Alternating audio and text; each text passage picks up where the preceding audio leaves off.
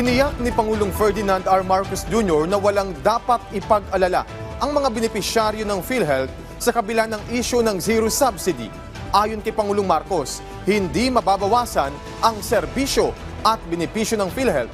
Sa katunayan ay mas madadagdagan at dadami pa ang serbisyo nito ngayong 2025. At ito ang guarantee ko. Napakasimple lang ang guarantee ko. Kahit may subsidy, kahit walang subsidy, kahit anong contribution, all of these issues, hindi mababawasan ang serbisyo ng PhilHealth. Hindi mababawasan ang bayad ng PhilHealth sa insurance claim. In fact, baliktad. Padadamihin pa namin ang serbisyong ibibigay ng PhilHealth, palalakihin pa namin ang pagbayad sa insurance claims. So, I would like to just assure everybody, huwag niyong inaalala na mababawasan ang serbisyo kahit na kanino, para sa senior, para sa mga hirap, para sa middle class.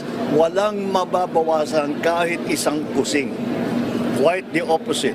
Dadagdagan natin yan in 2025, mas dadami pa ang magiging serbisyo na ibinibigay ng PhilHealth, mas lalaki pa ang magiging payment na ibibigay sa insurance claim. Kaya wag po kayong mag-aalala, walang mawawala sa serbisyo ng PhilHealth.